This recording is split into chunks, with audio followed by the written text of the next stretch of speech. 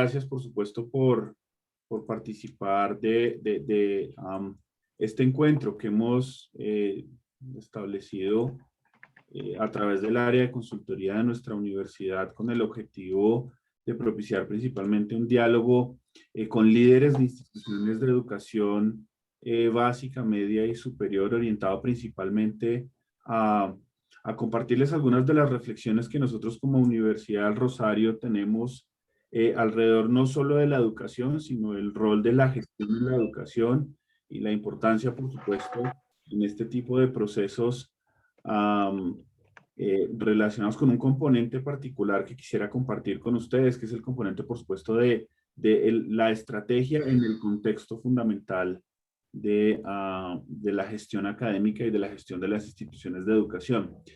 Yo quisiera aprovechar este espacio principalmente para dos cosas, para compartirles, como les mencionaba, estas reflexiones iniciales alrededor de educación, de ¿Están gestión hablando en la capacitación?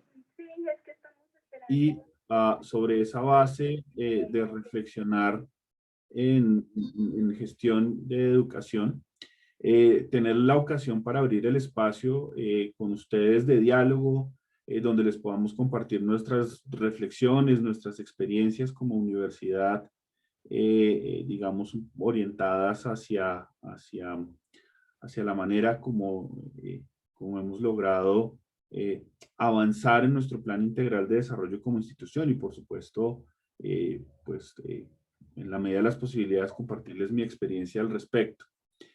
En esa medida, he preparado una presentación que permítanme, la voy a compartir en este momento para que tengamos todos la ocasión de verla, que tiene como objetivo, listo, que tiene como objetivo discutir aspectos fundamentales hacia lo que nosotros entendemos o hemos ido, digamos, construyendo como esta filosofía de excelencia en instituciones. Sobre esa base,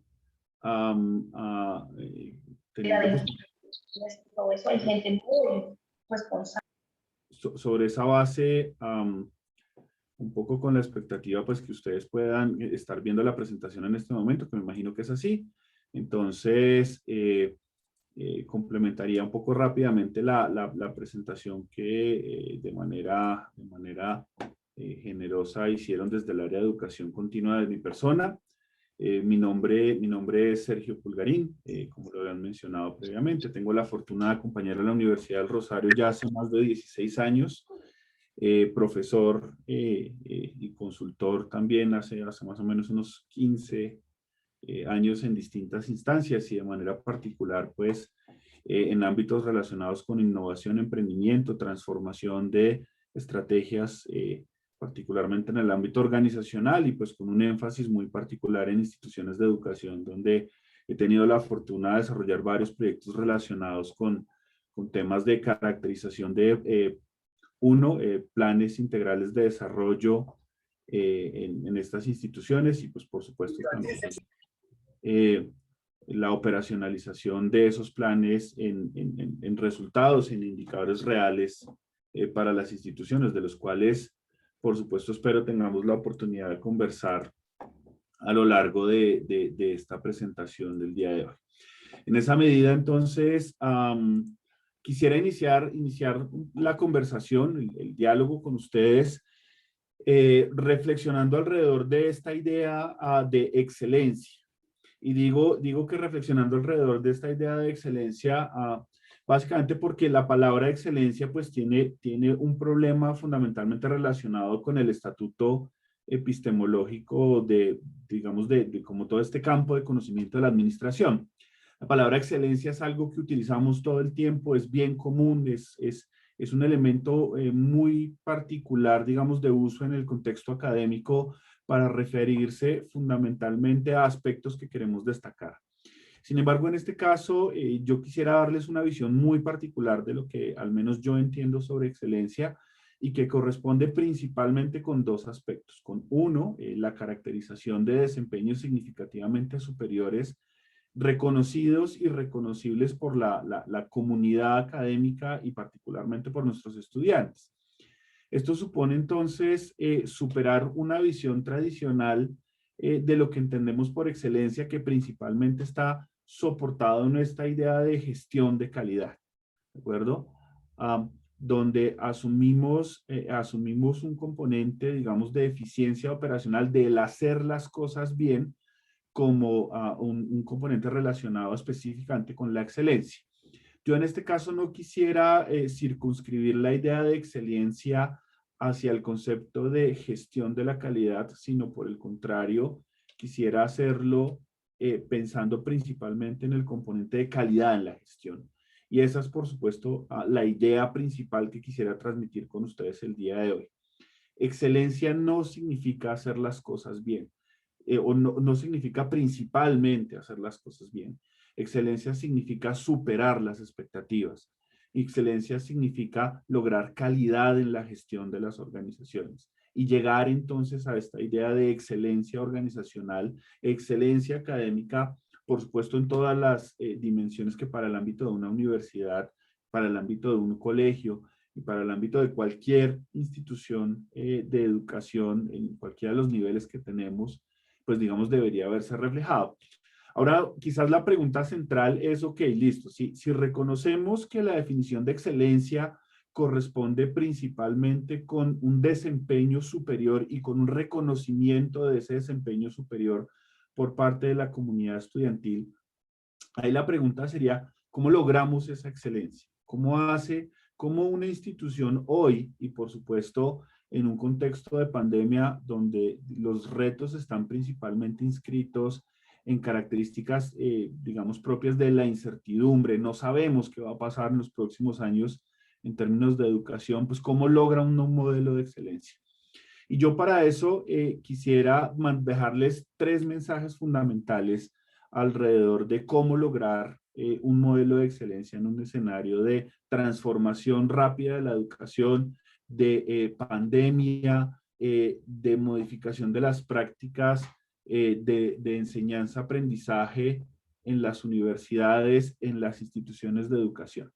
El primer mensaje tiene que ver con la redefinición de los paradigmas. Yo creo que esta idea de transformemos los paradigmas suena rimbombante, suena muy bien, pero ¿cómo uno logra materializar esto, por supuesto, en la realidad de las instituciones de educación? Una primera reflexión tiene que ver con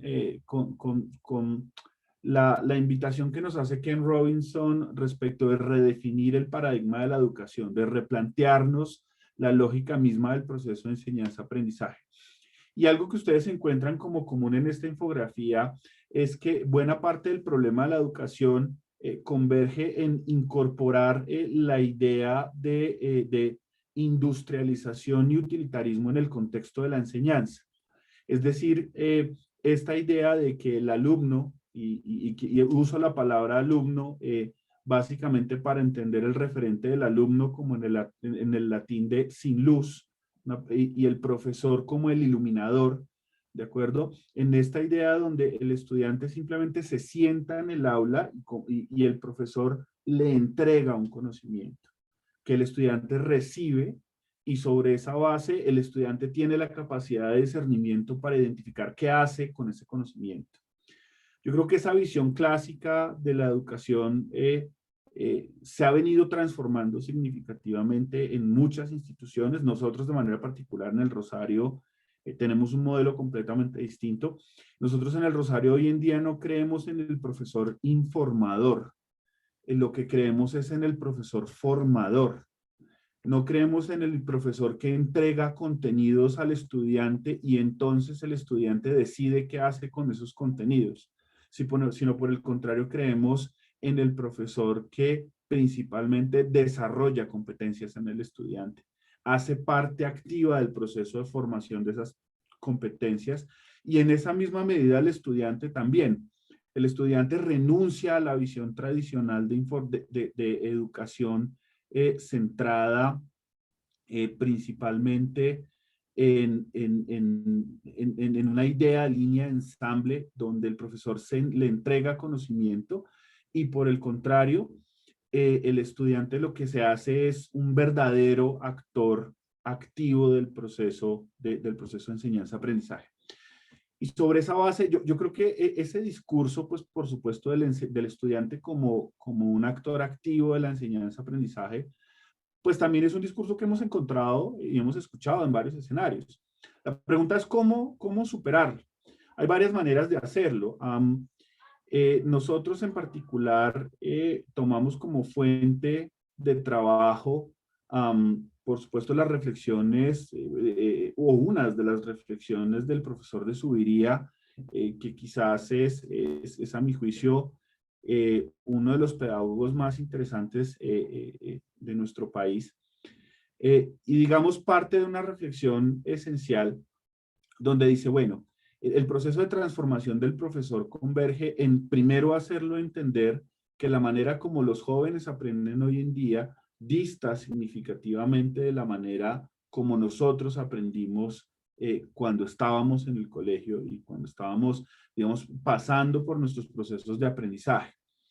Eso significa entonces por no solo impactar y transformar las prácticas en el aula, sino también principalmente impactar y transformar las prácticas en el profesor y en el estudiante.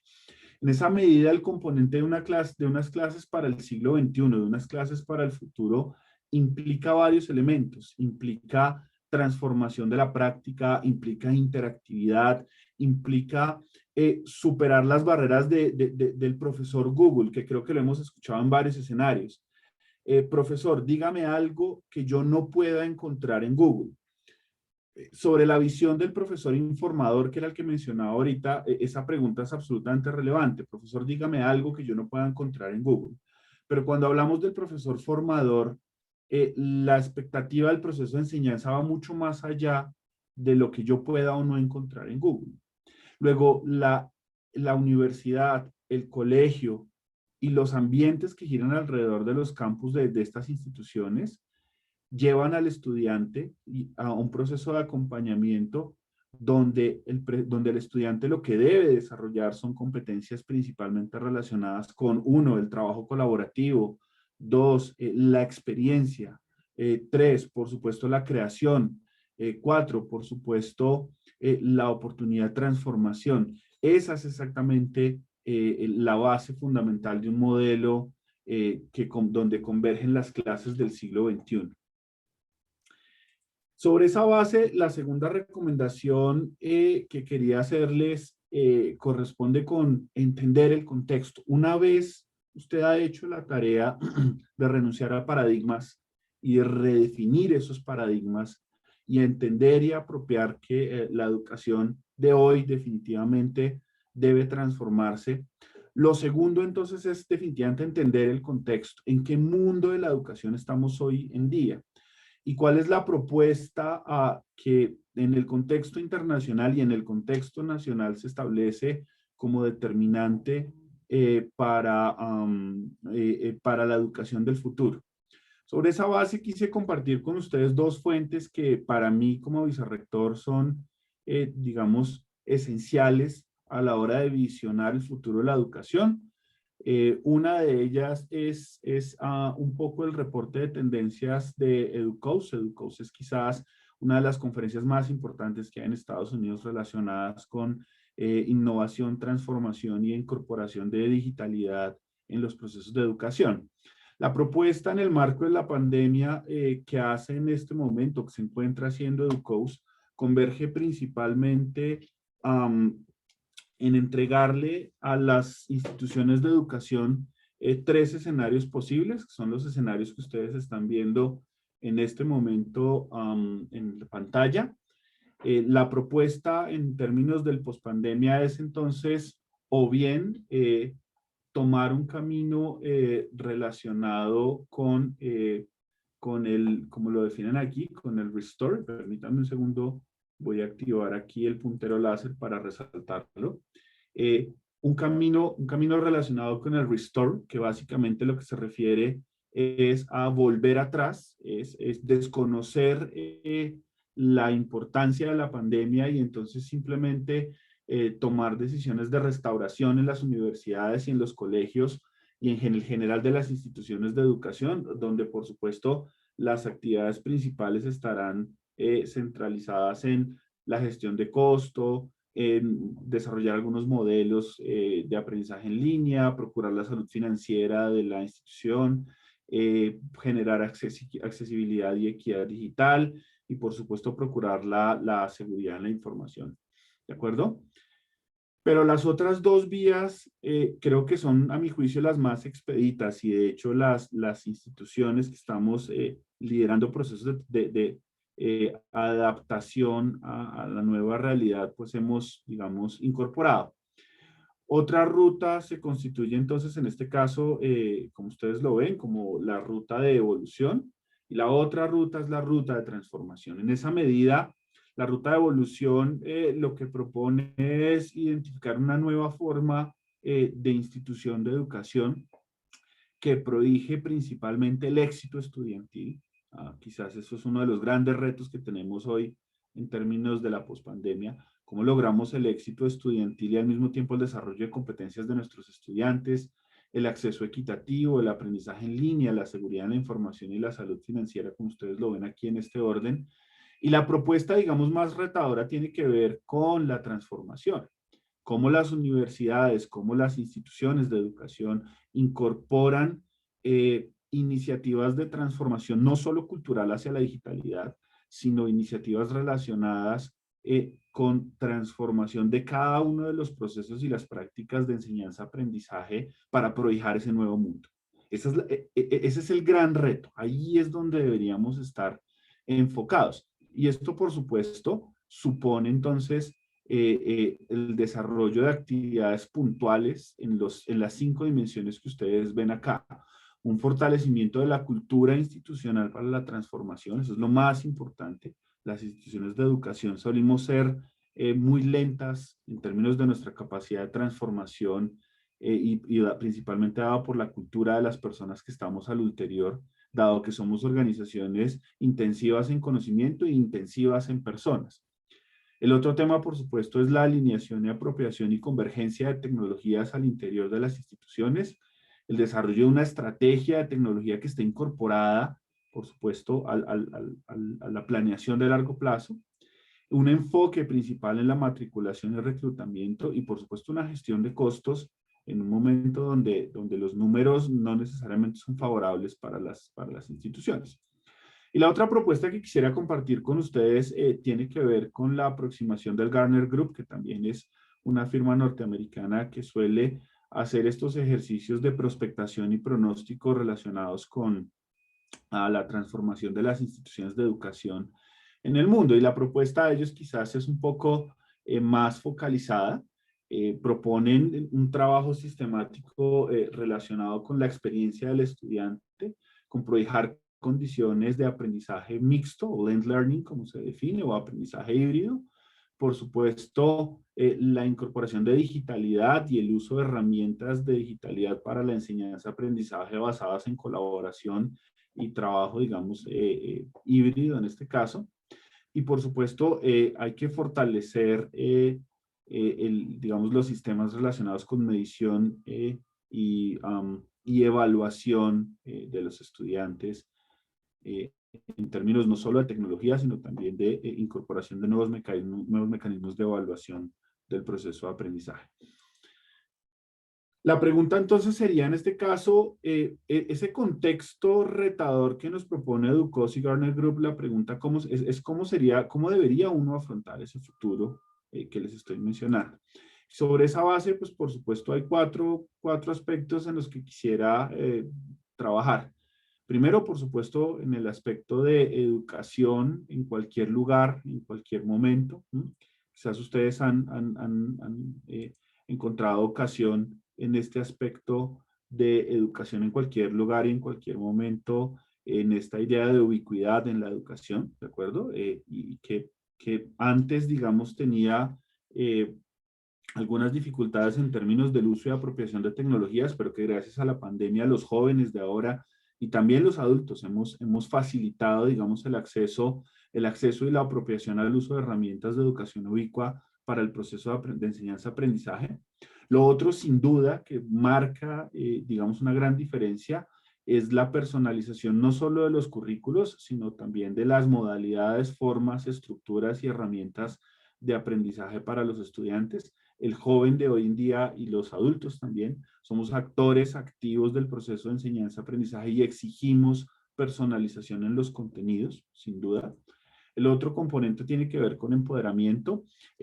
Una visión de aprendizaje activo inmediatamente converge en el empoderamiento del estudiante en su proceso de aprendizaje y por supuesto ese empoderamiento está principalmente concentrado en darle un sentido a su proceso de aprendizaje.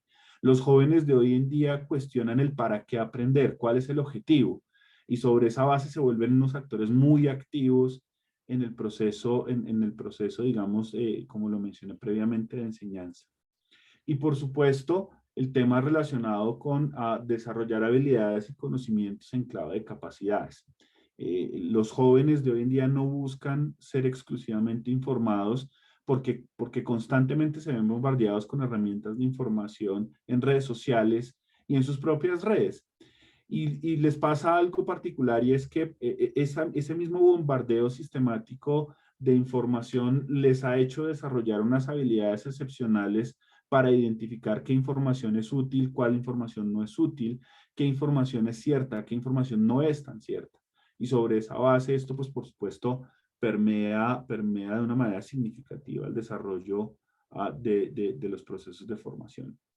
Y una tercera recomendación que corresponde con las dos anteriores es, ok, sí, ya, lo primero que tenemos que hacer es entonces redefinir los paradigmas. Una vez redefinidos los paradigmas, lo siguiente que hago es entender el contexto del hoy. Y habiendo aceptado la transformación y habiendo entendido los retos del contexto de hoy, pues lo que tengo que hacer entonces es emprender una estrategia, es tomar un camino. Y aquí una pregunta esencial es el qué entendemos por estrategia. Cuando yo suelo hacer esta pregunta a distintos grupos de interés sobre usted qué entiende por estrategia, uno de los elementos comunes en la respuesta es que la estrategia hace parte de la definición de objetivos, de la caracterización de planes, de definir políticas, en fin, todas las respuestas suelen gravitar alrededor de esta idea. La realidad es que la estrategia no tiene absolutamente nada que ver con eso. Una cosa es estrategia y otra cosa muy distinta es planificación estratégica.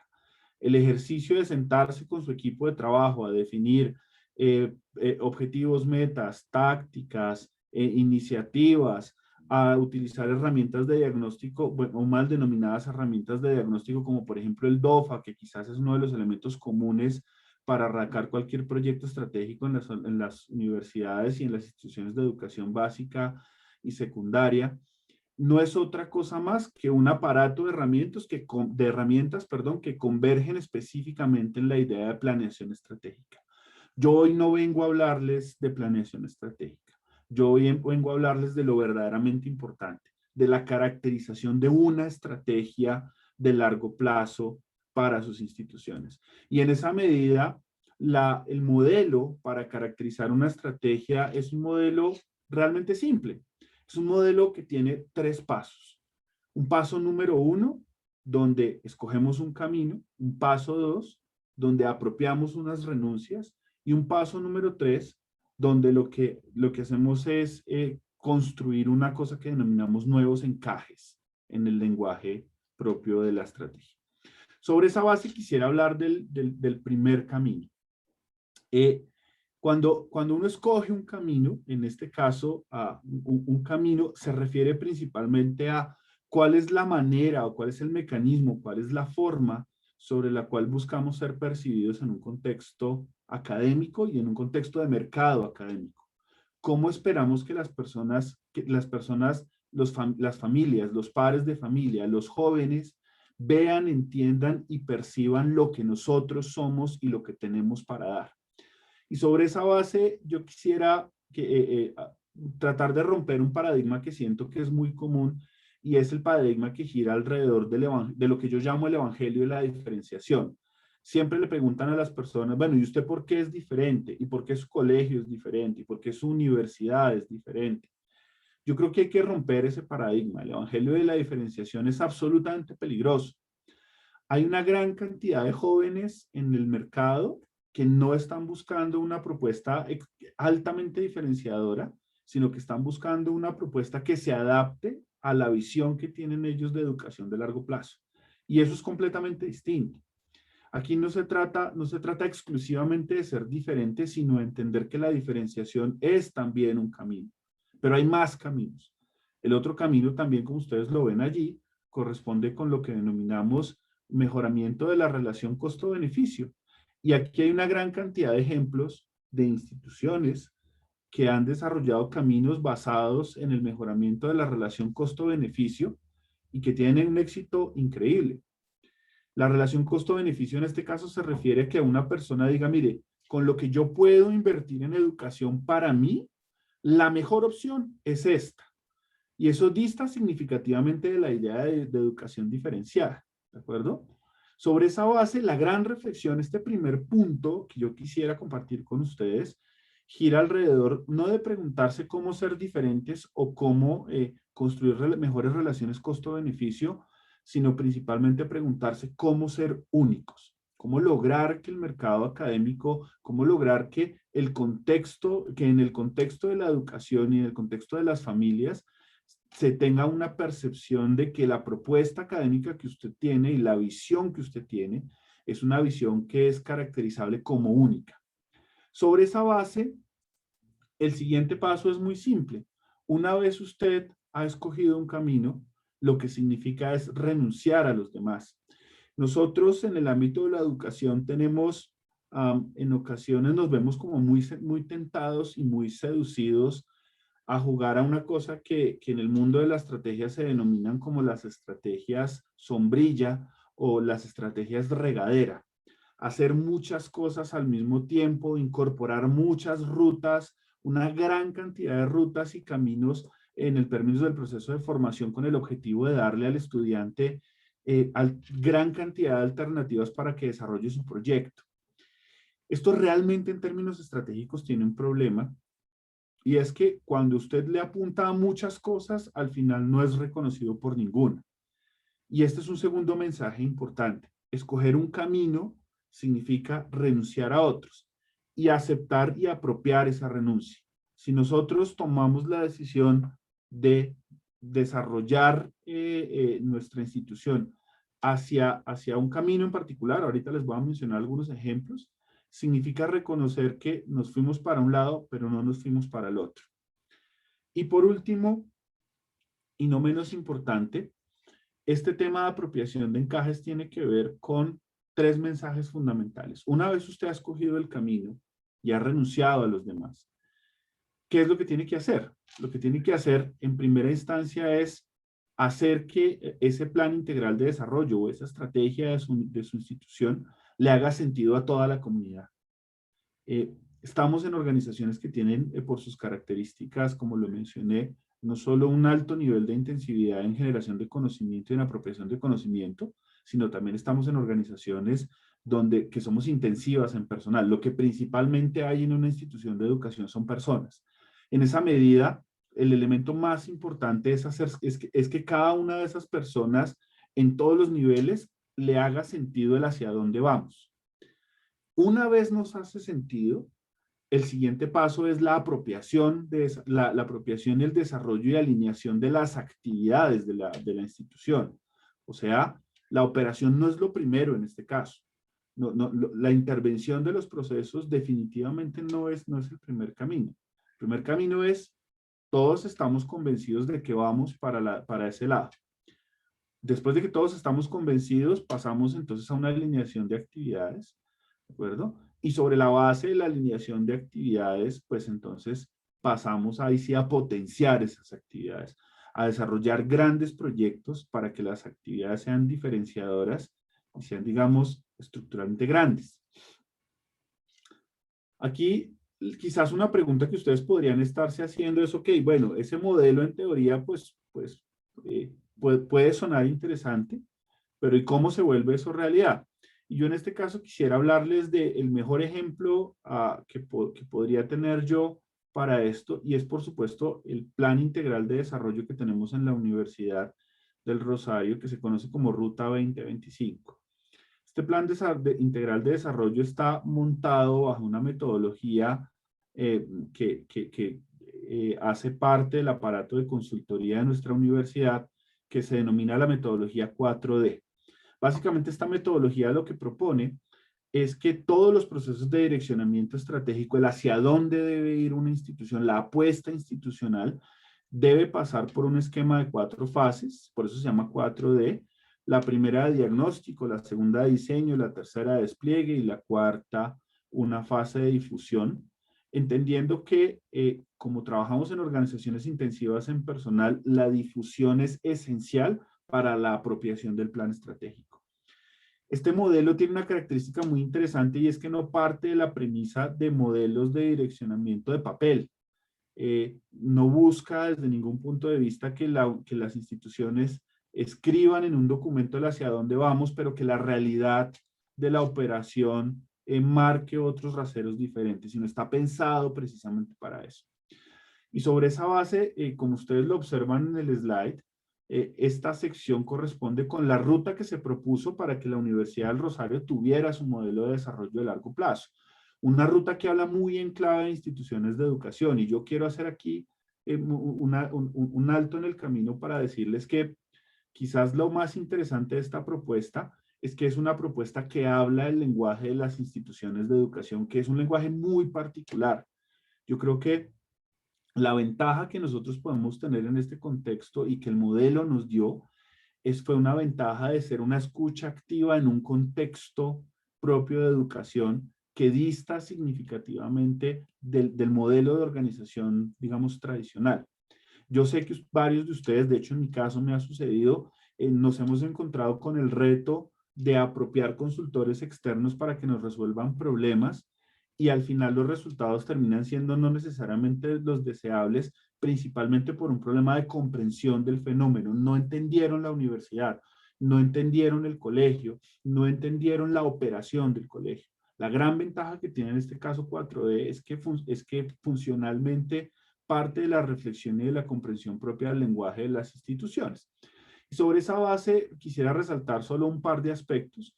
Uno, la base del diagnóstico arranca con el escuchar la comunidad. En el marco de 4D, la escucha a la comunidad ascendió en este caso a 9.236 actores. O sea, se desarrolló una herramienta de escucha activa para escuchar, como lo mencionaba, 12 grupos de interés a un volumen de por encima de 9.000, como lo mencioné, una caracterización de tendencias, y al final todo esto no solo terminó en una construcción colectiva de visión y objetivos institucionales, sino también en el desarrollo de lo que en el lenguaje de nuestro modelo de planeación denominamos como megas de desarrollo. Quisiera hacer un especial énfasis en este tema de megas de desarrollo para después pasar al tema de los resultados puntuales, que creo que son algo de lo que posiblemente ustedes como público están esperando. Finalmente, el modelo, los resultados de la operacionalización de este modelo dieron que la Universidad del Rosario hoy en día tiene 6 pilares de desarrollo, 6 megas de desarrollo, que son las que ustedes observan aquí a la izquierda, y que tienen una característica muy interesante, y es que en ese primer componente que yo les mencionaba del hacer sentido, de homologar el lenguaje, lo que nosotros hicimos fue llevar esta idea de los objetivos, las grandes megas, ese lenguaje que no es para todo el mundo, lo llevamos a la recreación de la metáfora de los sueños. Y si ustedes se dan cuenta, estos 6 sueños que observan acá corresponden con las 6 megas. Y eso fue uno de los grandes resultados, a mi juicio, bien interesantes de la Ruta 2025, que le permitió a la universidad apropiar un lenguaje técnico, por un lado, de caracterización de objetivos, de logro, de definición de indicadores, pero por el otro lado también apropió un lenguaje muy sutil que habla en clave de las personas comunes que gravitan alrededor de la comunidad estudiantil. habla en clave de los profesores, habla en clave de los estudiantes, habla en clave de administrativos, habla en clave de padres de familia cuando incorporamos la metáfora de los sueños en este contexto. Pasando un poco a resultados, que creo que es algo interesante que para ustedes, yo quisiera compartirles algunas de las cosas que nos han pasado como universidad y que lo digo con mucho orgullo, han sido como consecuencia también, por supuesto, de este plan estratégico. Ustedes ven que una de nuestras dimensiones y uno de nuestros pilares pues converge principalmente en esta idea de creatividad e innovación, ¿de acuerdo?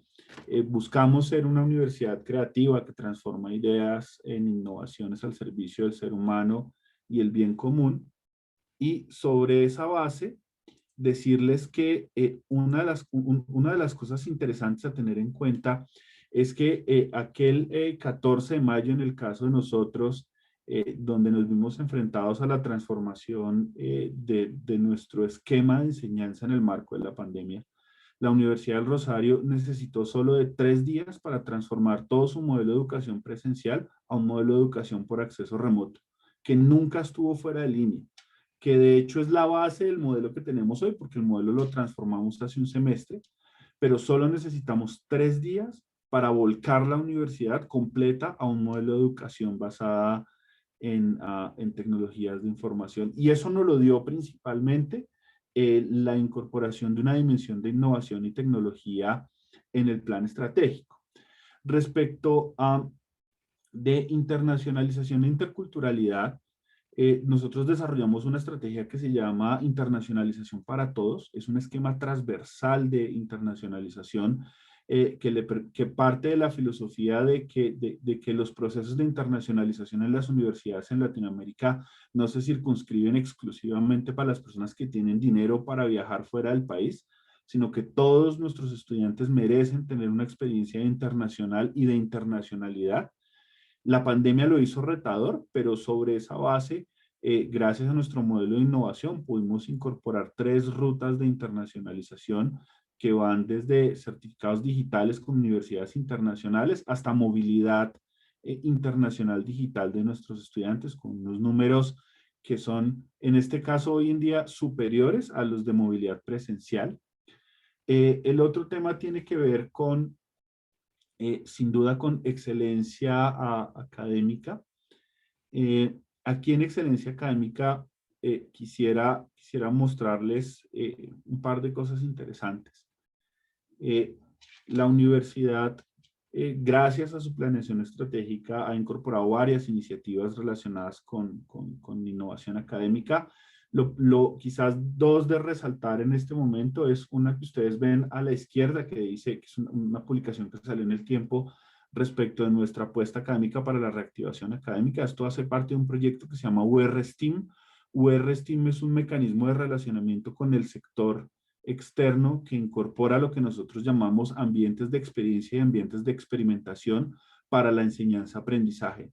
UR-STEAM es una red de laboratorios que está concentrada en el desarrollo de metadisciplinas, en este caso metadisciplinas orientadas hacia Science, Technology, Engineering, Arts and Mathematics, que es exactamente STEAM.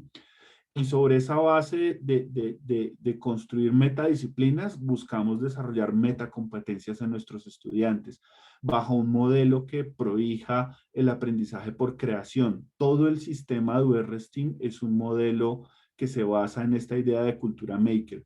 Estudiantes que van a la universidad a hacer cosas, a crear cosas y a crear para aprender, no a aprender para crear. Eso es UR-STEAM. Por supuesto, el proyecto Reactivar Colombia, que corresponde también con la apuesta en términos de excelencia académica sobre la cual la universidad ha entregado sus capacidades para proponerle al país la manera como deberíamos reactivarnos en el marco de la pospandemia. Y en otros temas relacionados como desarrollo de país, la universidad hoy en día tiene participación activa en 10 regiones del país, no solo con una estrategia de integración de pregrados y de posgrados, sino también con lo que nosotros llamamos formación disruptiva. Formación disruptiva no es otra cosa más que un proyecto que salió resultado de la Ruta 2025 que se denominó el proyecto de innovación en valor, donde lo que hicimos fue construir un modelo para identificar no solo el estudiante al que queremos llegar, sino lo que nosotros en el Rosario llamamos el no estudiante. O sea, personas que sistemáticamente rechazan entrar a una institución de educación superior. Para ese tipo de personas estamos desarrollando un portafolio de productos de enseñanza que se adapten, digamos, a ese tipo de población. Y por supuesto, pues en términos de sostenibilidad tenemos grandes resultados. De hecho, estamos en el top 5 de universidades en el indicador de Green Metric, que quizás es el indicador más importante que mide aspectos relacionados con sostenibilidad. Y esto solo como para mostrarles algunos de los resultados como importantes de nuestra universidad, que corresponden principalmente con ese plan estratégico y que de hecho hacen que la universidad hoy en día haya tenido una tasa de reducción de estudiantes en el marco de la pandemia no superior al 5%, entendiendo que la proyección de deserción intersemestral que se había construido para instituciones de educación superior se proyectaba sobre los 25 puntos. En nuestro caso, nuestra tasa real de deserción intersemestral es de 5 puntos no más. Y creo que con esto pasaría entonces a preguntarles a cada uno de ustedes básicamente cuál es su propuesta. Eso es lo más importante. ¿Ustedes cómo reconocen como su propuesta de desarrollo para largo plazo? Quisiera dejarlos entonces con esa reflexión final, agradeciéndoles a todos su tiempo, su espacio, la ocasión de participar en este encuentro y por supuesto pues de mi parte dispuesto, si está previsto, a que tengamos la ocasión de abrir un espacio para preguntas donde con el mayor de los gustos pues yo atendería.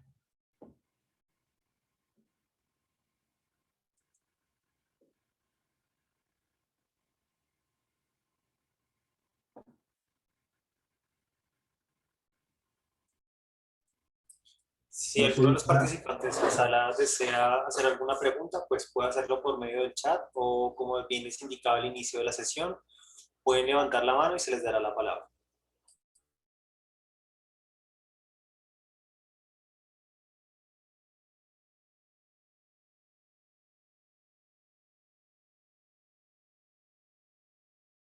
Adelante, Paola.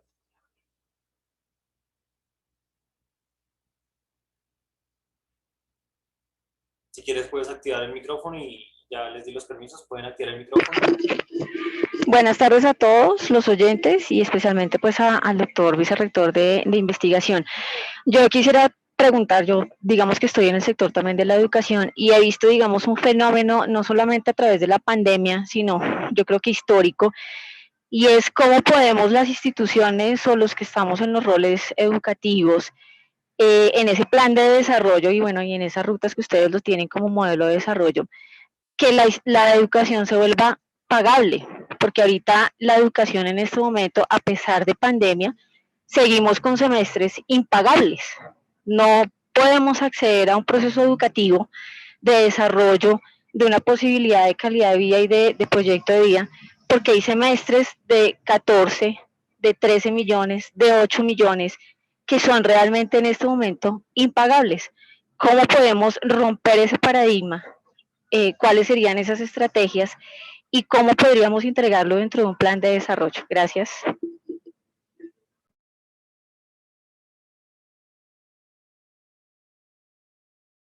Perdón, tenía el micrófono bloqueado. Esa pregunta que está haciendo Paola es profundamente interesante. Además, es el reto, yo creo que de muchas instituciones en este momento, digamos específicamente en lo que tiene que ver con financiación estudiantil. Yo creo varias cosas, Paola.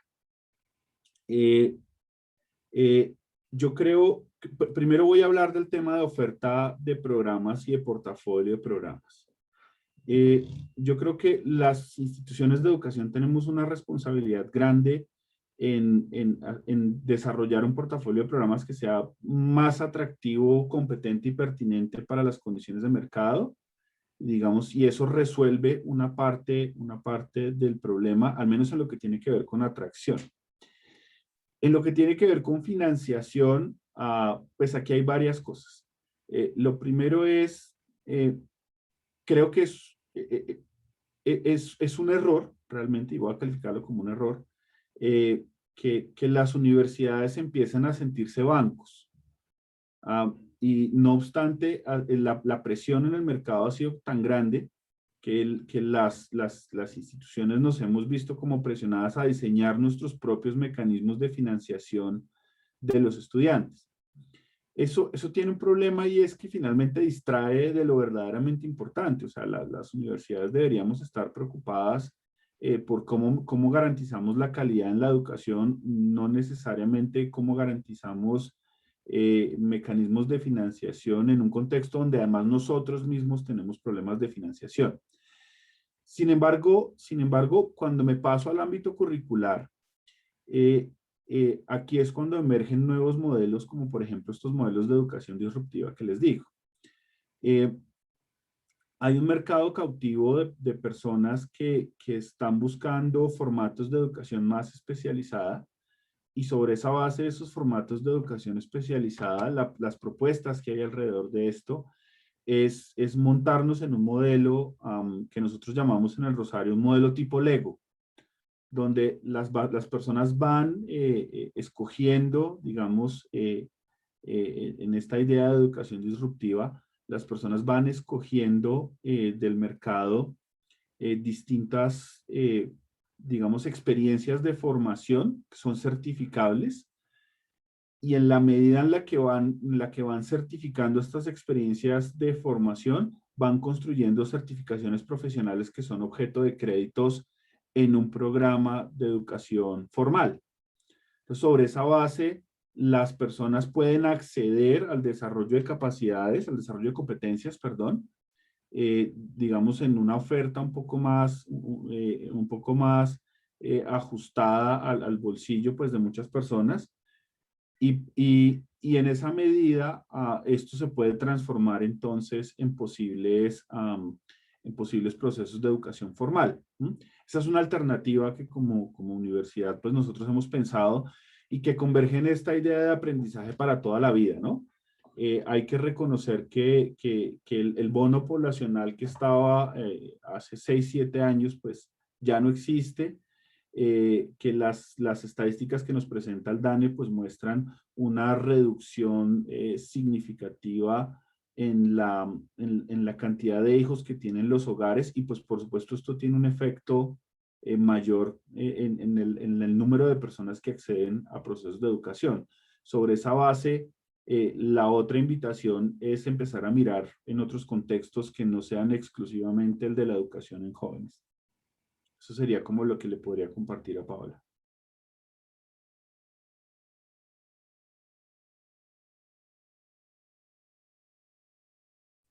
No sé si alguien más tiene alguna pregunta. No sé si alguien más tenga alguna pregunta. No sé si alguien quiera compartir alguna pregunta también por medio del chat, lo puede hacer.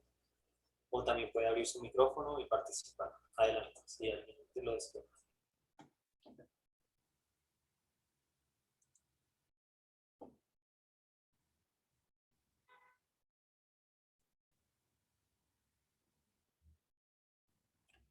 A ver, estoy mirando por acá. No sé si por el chat, es que veo varios mensajes por el chat, entonces no sé si alguno corresponda con una pregunta, pero está. No. No, doctor Pulgarín, los mensajes son de agradecimiento, de bienvenida a los participantes y nuestros datos de contacto por si requieren alguna información adicional. Pues bueno, no sé si entonces seguimos intentando. Cualquier pregunta, por favor, pues por supuesto los números del baloto, si no lo sé, pero al menos en el ámbito académico, pues sí, completamente dispuesto a compartirles nuestras reflexiones sobre el cómo lo hemos venido haciendo en nuestra universidad, con mucho gusto.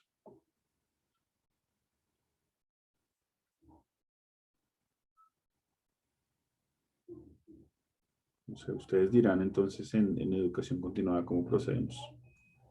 Yo creo que podemos dar finalización, Sergio, entendiendo que no hay más observaciones ni preguntas. Un saludo especial para Felipe, que escribió un mensaje en el chat. Y yo creo que con eso podemos finalizar, Sergio. Bueno, excelente. Bueno, pues muchas gracias por la invitación. Muchas gracias a todas las personas. Sergio, tenemos una pregunta, qué pena. Ok, adelante. Voy a leértela. Dice Marta Alejandra, un saludo para ella. Dice, ¿cómo globalizamos en nuestro contexto ¿Cómo globalizamos nuestro contexto Colombia? No sé si Sí. Marta quieras ampliar alguna Si me ayudaras, Marta, por un poquito te agradecería, porque creo que esa pregunta es bastante amplia. Entonces, de golpe, ayúdame a precisar un poquito más el tema. Te agradezco enormemente. Sí, buenos días. Muchas gracias por la oportunidad.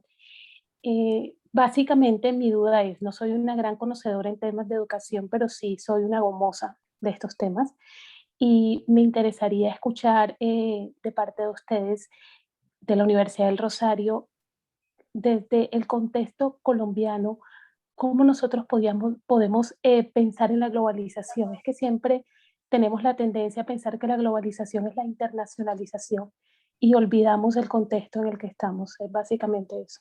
No sé si me hice entender. Yo creo que sí, Marta. Voy a tratar de responderte.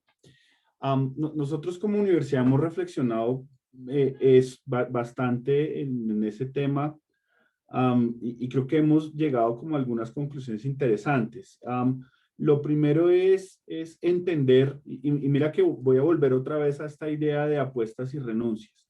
Lo primero y más importante es entender que las oportunidades de globalización de Colombia, y lo voy a hablar también en clave de educación, están mediadas principalmente por cuáles son los temas que resultan atractivos en el mercado internacional, digamos, de Colombia para el mundo, ponerlo así. Es un error asumir el supuesto que cualquier tema general resulta ser atractivo en un contexto, digamos, internacional, simplemente por el hecho de que venga de colombianos. Nosotros somos interesantes en el mundo por algunos temas, y ahí es donde creo que hay que hacer un especial énfasis, digamos, de trabajo. Yo te voy a mencionar algunos temas en los cuales además encontramos mucho eco en la universidad, en la comunidad internacional. El primer tema tiene que ver con paz, conflicto, reconciliación. Es un tema que en el ámbito internacional, Colombia es un líder, Colombia es un país que tiene muchas cosas que decir, Colombia es un país que tiene muchos instrumentos materializados y operacionalizados, y sobre esa base hay un reconocimiento internacional de esto. Otro aspecto interesante tiene que ver con socioambientalidad y cambio climático. Colombia es un país que, al menos desde el punto de vista científico, digamos, tiene unos grandes avances relacionados con socioambientalidad, con gestión de cambio climático, y por supuesto todas las acepciones que hay relacionadas con esto. Acepciones relacionadas, por ejemplo, con gestión de diversidad, digamos, gestión de recursos naturales. Todo este tipo de cosas son altamente atractivas. Otro aspecto en el que somos importantes, sin duda, es en temas de turismo y en temas de turismo sostenible. Y ahí hay una gran apuesta. O sea, en Colombia hay unas grandes oportunidades relacionadas con promoción, tecnificación y desarrollo de turismo, y es un país altamente atractivo para ese tipo de desarrollos. Ahora, si me quisiera pasar al ámbito tecnológico, pues también. Yo sé que está muy de moda una reflexión del presidente Duque, que simplemente la voy a citar, no voy a decir mi opinión alrededor del tema, y es este comentario que el presidente hizo sobre que Colombia era el nuevo Silicon Valley, y pues alrededor de esto han hecho una gran cantidad de memes. Yo no sé si Colombia sea el nuevo Silicon Valley, lo único que les digo es que en el lenguaje del emprendimiento y la innovación, uno de los indicadores que sirve para medir esto es una cosa que se llaman el número de empresas reconocibles como unicornios. Un unicornio es una empresa que tiene un valor en bolsa de 2 billones de dólares. En el mundo, más o menos para que ustedes se lleven una idea, en el total del mundo hay cerca de unos 550 unicornios. Del total de las empresas del mundo, estoy hablándoles de 550 unicornios, pueden haber quizás unos más, no he leído el último reporte 2021 del tema. En América Latina, solo en América Latina, no hay más de 15 unicornios. Solo 4 países de Sudamérica tienen unicornios y uno de esos países de Sudamérica es Colombia. Y de hecho solo tenemos uno en este momento y nuestro unicornio se llama Rappi. Entonces, lo que sí les digo es que Colombia es un país que, al menos en el ámbito del emprendimiento y la innovación, se reconoce en la comunidad internacional como un país que facilita las condiciones de desarrollo de startups en un ecosistema de emprendimiento e innovación.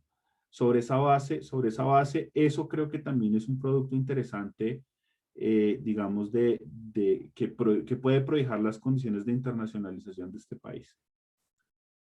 Esa sería como mi respuesta, Marta, y espero haberte entendido bien a tu pregunta. Sí, efectivamente, Marta dice que sí, que muchísimas gracias, que le ampliaste la panorámica. No sé, ¿alguien más tiene alguna pregunta o algún comentario para Sergio?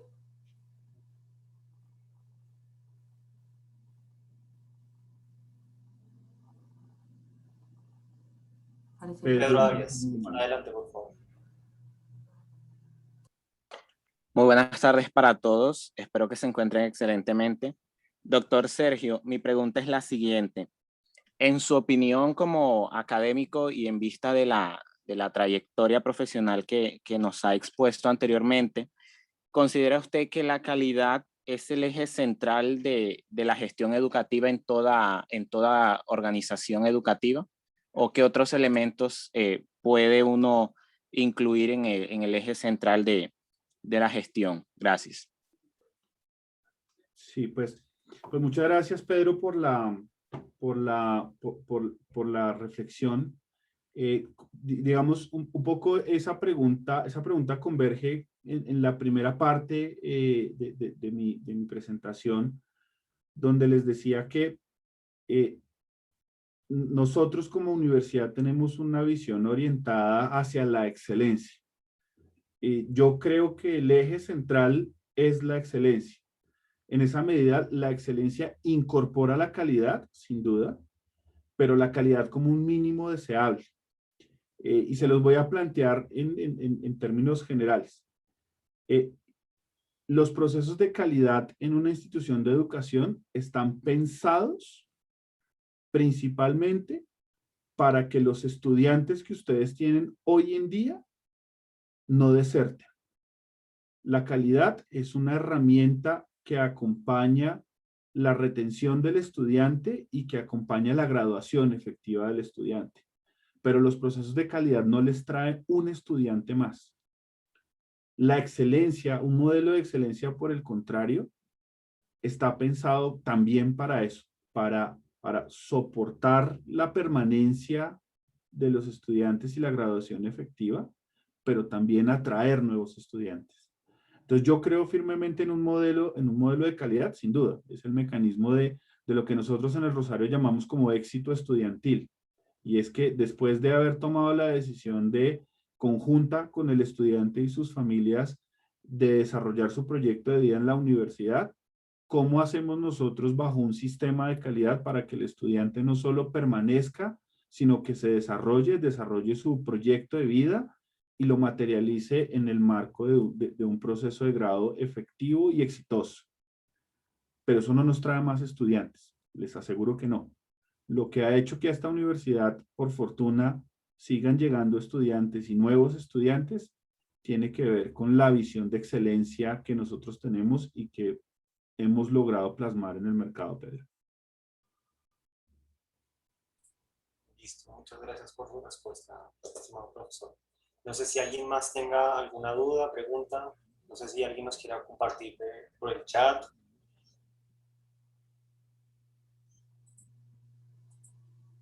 Bueno, desde el área de consultoría, antes de cerrar el conversatorio, yo quisiera resaltar un poco el mensaje que manifestaba Catalina por el chat. Nosotros estamos desarrollando este tipo de actividades con el objetivo de volvernos el aliado estratégico de las instituciones de educación y ayudar por medio de estas iniciativas a fortalecer sus capacidades, asimismo fortaleciendo, estamos aportando a la creación de país y pues estamos súper atentos y súper dispuestos a las necesidades que tengan, poder ayudar a solucionar los retos a los que se enfrentan cada día. Así que Catalina escribió sus datos de contacto por el chat. En el caso de que alguien requiera ampliar información sobre alguno de los temas del conversatorio, estamos súper atentos. Muchas gracias a todos por su participación. Listo. De nuevo, muchas gracias a todos los participantes por su asistencia y en especial al conferencista Sergio Pulgarín por acompañarnos el día de hoy. Damos por finalizada la sesión del día de hoy. Muchas gracias. Gracias, Julián. Doctor Sergio, muchísimas gracias por su intervención. Gracias a todos los participantes. Cualquier inquietud, con gusto estoy atenta. Allí en el chat encuentran mi correo electrónico y mi celular. Estamos atentos y esperamos vernos en una próxima oportunidad. Muchísimas gracias. Gracias, hasta luego. Gracias a todos por acompañarnos. Hasta luego.